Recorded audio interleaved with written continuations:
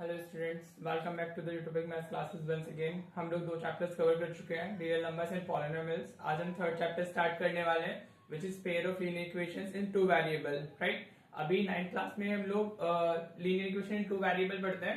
अभी 10th में हमारा क्या होता है, पेयर, मतलब 2 इक्वेशंस हमें मिल जाएंगी। राइट, तो होपफुली आपको स्टैंडर्ड फॉर्म पता होगी। अगर हम लीनियर इक्वेशन इन 2 वेरिएबल की बात करते हैं, किसकी बात करते हैं, linear equation in 2 variable, equation in 2 variable, तो उसकी जो स्टैंडर्ड फॉर्म होती है वो क्या होगी।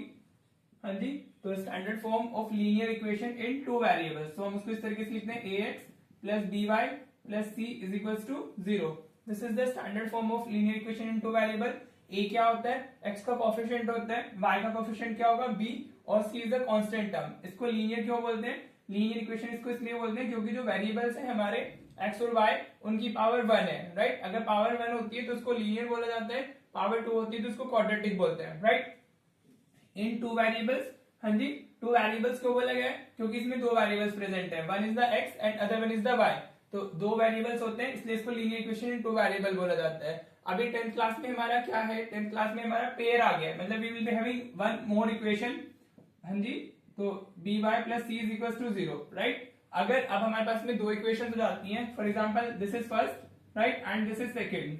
ठीक है, 2 इक्वेशंस हो गई, तो इसमें भी क्या करना होगा, जो कोएफिशिएंट्स होते हैं उसमें हम ऐसे एक सब्सक्रिप्ट लगा देते हैं। फर्स्ट के लिए 1 1 1 यूज कर लेंगे, और सेकंड के लिए हम लोग क्या यूज कर लेंगे, 2 2 यूज कर लेंगे, ऐसे एक सब्सक्रिप्ट लगा देंगे। ठीक है, तो फर्स्ट इक्वेशन को हम किस तरीके से रिप्रेजेंट करेंगे, ax1 plus by1 plus c1 is equal to 0।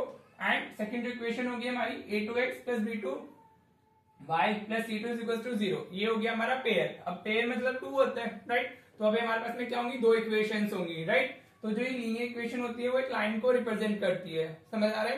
Right, जो लीनियर इक्वेशन होती है it represents to a line, और जो हमारी क्वाड्रेटिक इक्वेशन होती है वो एक पैराबोलिक शेप होती है, पैराबोला शेप को रिप्रेजेंट करती है। ठीक है, तो अभी हम देखते हैं कि हमारा जो मेन टॉपिक है that is types of line. अगर हमारे पास में 2 इक्वेशंस दी हुई हैं, या हमारे पास में 2 लाइंस अवेलेबल हैं, हाँ जी, तो वो क्या क्या हो सकती हैं। राइट, तो जो हमारी दोनों की दोनों लाइंस हैं, हाँ जी, तो वो देखो 3 टाइप्स ऑफ लाइंस होती हैं, पैरेलल, कोइंसिडेंट, हाँ जी, और हमारी इंटरसेक्टिंग। ठीक है, तो टाइप्स ऑफ लाइंस को हम कैसे रिकॉग्नाइज करेंगे, भाई आपके पास में 2 हमारी क्या दी हुई है, इक्वेशंस दी हुई है, c1 इज इक्वल टू 0, ये फर्स्ट इक्वेशन हो गई।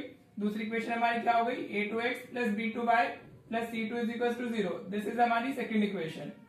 हाँ जी, समझ आया। तो आपको करना क्या है, आपको कोएफिशिएंट्स मिल जाएंगे, तो आपको फाइंड करने 3 रेशियोज, a1/a2 फाइंड करना है आपने, b1/b2 फाइंड करना है आपने, and you have to find c1 and c2। ठीक है, आपकी तीनों वैल्यूज फाइंड करेंगे, समझ आ रहा है, क्लियर। तो इसमें अगर आपकी देखो 3 कंडीशंस बनती है। पहली क्या होती है, अगर आपका a1/a2 is not equals to b1/b2 आ जाए। हाँ जी, आपने तीनों वैल्यूज फाइंड की, क्लियर, और आपका फर्स्ट ही जो रेशियो है a1/a2 is not equals to b1/b2, तो जो हमारी लाइन होती है वो होती है इंटरसेक्टिंग लाइन, इंटरसेक्टिंग लाइंस। हाँ जी, जो हमारी लाइंस होंगी वो क्या होंगी, इंटरसेक्टिंग लाइंस हो जाएंगी। क्लियर, समझ आया। ठीक है, अगर सेकंड कंडीशन हमारी ये बनती है, फॉर एग्जांपल हमारा a1/a2 इक्वल आ गया है b1/b2 के, but that is not equal to c1/c2। Already आपके पास में 2 इक्वेशंस थी, आपने a1/a2 फाइंड किया, b1/b2 फाइंड किया, c1/c2 फाइंड किया, तो उसमें आपको तीनों ही कंडीशंस बन पाती हैं। फॉर एग्जांपल अगर ये a1/a2 not equal to b1/b2, intersecting lines, a1/a2 equals to b1/b2 not equals to c1/c2, तो ये रिप्रेजेंट करती है हमारी पैरेलल लाइंस के लिए। ये किसको रिप्रेजेंट करती है, पैरेलल लाइंस को रिप्रेजेंट करती है। राइट, और जो थर्ड कंडीशन बनती है वो होती है हमारी a1/a2 is equals to b1/b2 is equals to c1/c2। Right, third condition ये आ जाएगी। ये ही 3 कंडीशन इन लोगों की बनती हैं। राइट, तो अगर ऐसा है तो these are called coincident line,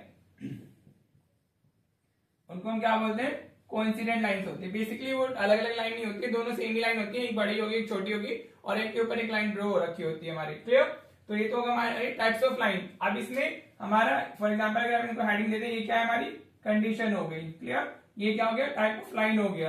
question में कुछ और भी दे सकता है, वो पूछते कि सोल्यूशन, नंबर ऑफ सोल्यूशन कितने होते हैं, नंबर ऑफ सोल्यूशंस। ठीक है, क्लियर। तो जो इंटरसेक्टिंग लाइंस होती हैं दे हैव यूनिक सॉल्यूशन। क्या होता है उनके पास में? यूनिक सॉल्यूशन होता है, राइट? समझ आ रहा है आपको? क्वेश्चन में कुछ भी दे सकता है, वो टाइप ऑफ लाइन पूछ सकता है, वो नंबर ऑफ सॉल्यूशन पूछ सकता है, वो कंसिस्टेंट एंड इनकंसिस्टेंट पूछ सकता है, ठीक है? तो जो हमारी ये होंगी intersecting lines they do not have, they have unique solution, right? जो पैरेलल लाइंस होती है they have no solution. Parallel lines के लिए क्या होता है? पैरेलल लाइंस के लिए कोई सॉल्यूशन होता ही नहीं है, राइट? और जो कोइंसिडेंट लाइंस होती है हमारी they have infinitely many solutions. कितने भी आप सॉल्यूशंस पॉसिबल होते हैं उनके लिए, इनफाइनाइटली मैनी सॉल्यूशंस। समझ आया? ये बहुत जरूरी है आपको क्लियर होना, ये काफी इंपॉर्टेंट है, यहां से क्वेश्चन बन जाता है, राइट? तो number of solution intersecting lines के कितने होते हैं? यूनिक सॉल्यूशन होता है, मतलब एक्स और वाई की सिंगल सिंगल वैल्यूज होंगी जो दोनों इक्वेशन को सेटिस्फाई करेंगी। पैरेलल लाइंस में कोई सॉल्यूशन नहीं होता है, कोई ऐसी वैल्यूज होंगी नहीं एक्स और वाई की जो उसको सेटिस्फाई करें। कोइंसिडेंट लाइंस में क्या होता है? इनफाइनाइटली मैनी सॉल्यूशंस होते हैं, राइट? अब अगर सॉल्यूशन है तो लाइन हमारी कंसिस्टेंट होती है, और अगर सॉल्यूशन नहीं है तो इनकंसिस्टेंट होती है। तो एक बार हम इसमें कंसिस्टेंसी चेक करते हैं। कंसिस्टेंसी तो जो हमारी ये होंगी, कंसिस्टेंसी का मतलब कि वो सॉल्यूशन उनको पॉसिबल है। तो इंटरसेक्टिंग लाइंस क्या होती है? कंसिस्टेंट होती है, राइट? इंटरसेक्टिंग लाइंस क्या होगी हमारी? कंसिस्टेंट। पैरेलल लाइंस क्या होंगी? इनकंसिस्टेंट होंगी, राइट? एंड देन इनके पास भी सॉल्यूशन है, ये होती है कंसिस्टेंट एंड डिपेंडेंट। हम कंसिस्टेंट ही लिख लेते हैं, अभी कंफ्यूजन लगा हटाते हैं, तो कंसिस्टेंट एंड डिपेंडेंट बोलते हैं, राइट? होपफुली आपको ये क्लियर हो गया होगा।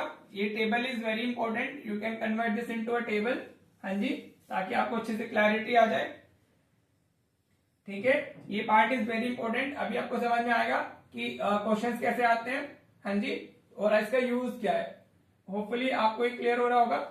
अभी थ्योरी से मैथ्स का भी समझ आता नहीं है, तो जब क्वेश्चंस करेंगे तो आपको ऑटोमेटिकली समझ में आ जाएंगी चीजें, लेकिन आपको ये क्लियर होना जरूरी है। ये 3 कंडीशंस होती हैं, अगर ये 3 कंडीशंस हमारी बनती हैं तो हमारा क्या सिनेरियो रहने वाला है, राइट? तो जो a1/a2 not equal to b1/b2, intersecting lines, unique solution, consistent होंगी, right? a1/a2 equals to b1/b2 not equals to c1/c2, parallel lines, no solution, inconsistent होंगी। a1/a2 equals to b1/b2 equals to c1/c2, अगर तीनों equal हो गई है तो coincident lines, infinitely many solutions होंगे और पैरेलली कंसिस्टेंट भी होंगी, राइट? होपफुली आपको इतना पार्ट क्लियर हो गया होगा। अभी हम देखते हैं कि इस पे 1 मार्क कैसे बन सकते हैं, राइट? या इनका यूज क्या है, क्लियर? इसको अच्छे से देख लीजिए, ये आपको पता होना चाहिए, तभी आप वो क्वेश्चंस कर पाओगे, राइट? चलिए क्वेश्चन देख लेते हैं। देखिए ये क्वेश्चन है, बेसिकली 1 मार्कर में आता है, अगर आता है तो उससे ज्यादा में तो ये नहीं आएगा। In each of the following system of equations determine whether the system has a unique solution, no solution और infinitely many solutions, ठीक है? आपको ऐसे 2 इक्वेशंस दे दी जाएंगी और आपसे पूछा जाएगा कि उनका यूनिक सॉल्यूशन है या नो सॉल्यूशन है, इनफाइनाइटली मैनी सॉल्यूशंस है, ठीक है? हम 3 पार्ट डिस्कस कर रहे हैं, तीनों केसेस डिस्कस कर लेते हैं ताकि आपको क्लैरिटी आ जाए। वो यहाँ पे इसकी जगह ये भी दे सकता है, for the given system of equations determine whether the lines are intersecting, parallel या फिर हमारा कोइंसिडेंट, ठीक है? कुछ भी पूछ सकता है। वो भी ये भी पूछ सकता है which pair of system of equation is consistent और इनकंसिस्टेंट, राइट? कुछ भी पूछे, आपको अभी मैंने कॉन्सेप्ट बता ही दिया है, तो अब देख लेते हैं करना कैसे होता है, ठीक है? तो अगर इसका आंसर लिखते हैं, फॉर एग्जाम्पल इसको हमने फर्स्ट बोला, इसको हमने सेकंड बोल दिया, क्लियर? समझ आ रहा है? तो a1 की वैल्यू कितनी हो जाएगी? a1 होगा हमारा 1, x का कोएफिशिएंट 1 है। b1 की वैल्यू कितनी होगी हमारी? -3 होगी, y का कोएफिशिएंट -3 है। अब आप C1 को बेटा इधर शिफ्ट करके भी लिख सकते हो और उधर भी, अगर वो मतलब हमारा राइट हैंड साइड में लिखा हो तो वहां से भी लिख सकते हैं, दोनों ही सही है। लेकिन जो कांस्टेंट होते हैं या तो वो इक्वालिटी के इस तरफ होने चाहिए या उस तरफ होने चाहिए आंसर सेम ही आने वाला है। अभी B1 कितना हो गया है? A2 कितना होगा? A2 is the coefficient of x, तो ये 3 हो जाएगा। B2 कितना है? इज -9 और C2 कितना है हमारा? 6। समझ आया? ये x का कोएफिशिएंट हमारा क्या होता है? a, y का कोएफिशिएंट b और कांस्टेंट हमारा c होता है। फर्स्ट और सेकंड 2 इक्वेशन हमने बोली हुई है, तो a1 b1 c1 a2 b2 c2। अब फाइंड करते हैं, हमें फाइंड क्या करना है? a1/a2 फाइंड करना है, वो कितना है हमारा? 1/3, हाँ जी। अब हमें b1/b2 फाइंड करना है, वो कितना है हमारा? -3/-9, तो माइनस से माइनस कैंसिल, 3 1 is 3, 3 3 is 9, तो वो भी कितना आ गया? 1/3 आ गया है। क्लियर? अभी हमें C1/C2 भी फाइंड करना है, तो C1/C2 कितना होगा 4/6 विच इज 2/3। क्लियर? हमने तीनों रेशो फाइंड कर लिए।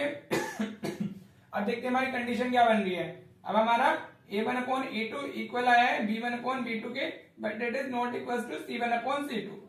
ठीक है, तो ये कौन सी कंडीशन बनी है हमारी, this is for the parallel lines, इसके लिए बनी है वो हमारी पैरेलल लाइंस के लिए। तो ये दोनों जो लाइंस है हमारी, दीज आर पैरेलल लाइंस, और पैरेलल लाइंस का क्या होता है, नो सॉल्यूशन होता है।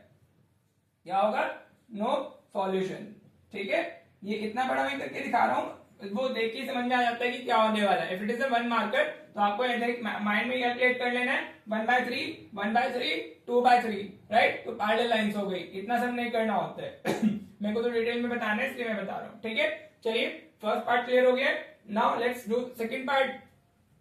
Again let this as first, ये इक्वेशन हमने फर्स्ट बोल दी है, और ये वाली हमारी सेकंड हो गई है। क्लियर?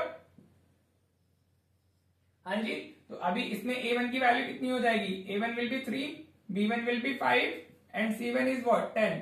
ठीक है, देखो कांस्टेंट को आप इधर शिफ्ट करके भी लिख सकते हो, वो -10 हो जाएगा, इस तरफ आएगा तो -30 हो जाएगा, वो भी सही है। क्लियर? और ये भी सही है, कोई इशू नहीं है। मतलब दोनों कांस्टेंट या तो लेफ्ट हैंड साइड में होने चाहिए या फिर राइट हैंड साइड में होने चाहिए। तो यहाँ से A2 कितना मिला हमें, A2 इज 9, B2 कितना है हमारा 15, और C2 कितना है हमारा 13। क्लियर? समझ में आ ही रहा है कि क्या होने वाला है। फिर भी कैलकुलेशन से देख लेते हैं। A1/A2 3/9, तो 1/3 आ गया। Any issue? B1/B2 5/15, वापस 1/3 आ गया। क्लियर? Any issue? C1/C2 देख लीजिए 10/30, 1/3 आ गया। Any issue? तो जो तीनों रेशो है वो तीनों के तीनों ही हमारे इक्वल आ गए हैं। So we can write A1/A2 is equals to B1/B2 is equals to C1/C2। ये तीनों रेशियोज इक्वल है, तो लाइंस कौन सी हो गई हमारी, कोइंसिडेंट लाइन हो गई। हाँ जी, कोइंसिडेंट लाइंस हो गई। समझ आया? और कोइंसिडेंट लाइंस मतलब इनफाइनाइटली मैनी सॉल्यूशन। कितने सॉल्यूशंस? Infinitely many solutions. ठीक है, क्लियर? यही बताना था आपको इसमें सिर्फ। हाँ जी, समझ आ रहा है आपको कैसे करना है? ये बहुत फंडामेंटल्स है, यहाँ से मतलब आएगा तो 1 मार्क में आएगा, but being the fundamentals very important, क्योंकि यहाँ से कुछ अच्छे क्वेश्चन भी आते हैं जो 2 मार्कर्स से 3 मार्कर्स में पूछे जाते हैं। ठीक है जी, चलिए let's do the part third. Same way में अब तो आप लोग खुद से भी कर सकते हो, मेरे बताने की जरूरत भी नहीं है। हाँ जी, इतना तो आपको क्लियर हो ही गया होगा। ये फर्स्ट, ये सेकेंड। हाँ जी, the value of A1 is what 2, value of B1 is what 1, value of C1 is what 5। any issue? A1 क्या होता है, x का कोफिशिएंट, B क्या होता है हमारा y का कोफिशिएंट, और C is a constant term। B1 A1 C1 is because of first equation, वो first equation को रिप्रेजेंट कर रहे हैं, that's it। अभी A2 की अगर बात करते हैं तो A2 कितना है हमारा 4, और B2 is what 3 and C2 is 6। सारी वैल्यूज लिख ली है। अब अगर मैं A1/A2 फाइंड करता हूं तो मुझे कितना मिल रहा है, दिस इज 2/4, तो वो 1/2 मिल जा रहा है मुझे। हाँ जी, और अगर हम B1/B2 फाइंड करते हैं, हाँ जी, तो वो 1/3। दोनों ही अनइक्वल आ गए, आगे सोल्व करने की जरूरत भी नहीं है। तो we can see A1/A2 is not equals to B1/B2। Clear? ये कंडीशन बन गई है। So lines will be what, intersecting lines. Lines हमारी क्या हो जाएंगी, इंटरसेक्टिंग लाइंस हो जाएंगी। समझ आया? और इंटरसेक्टिंग लाइंस मतलब व्हाट, यूनिक सॉल्यूशन। क्लियर हो रहा है? हाँ जी, इस क्वेश्चन जो हमारा मेन था उसमें यूनिक सॉल्यूशन, नो सॉल्यूशन और इनफाइनाइटली मैनी सॉल्यूशन बताने थे। तो फर्स्ट के लिए हमारा नो सॉल्यूशन है, सेकंड के लिए इनफाइनाइटली मैनी, और थर्ड के लिए हमारा यूनिक सॉल्यूशन है। होपफुली आपको ये क्लियर हो गया होगा। इस पे इनका यूज क्या है, कैसे क्वेश्चन 2 मार्क पे 3 मार्कर्स में आते हैं, वो लोग हम अभी नेक्स्ट वीडियो में कवर करेंगे। This is the fundamental video. तो अगर आपको अच्छे से समझ आ गई है तो ही आपको नेक्स्ट वीडियो समझ आने वाली है, बिकॉज वहां पर हम इसको यूज करने वाले हैं। राइट, होपफुली आपको ये क्लियर हुआ होगा, और बाकी आप प्रैक्टिस तो कर ही रहे होंगे। चलिए मिलते हैं नेक्स्ट वीडियो में। Thank you so much for watching the video.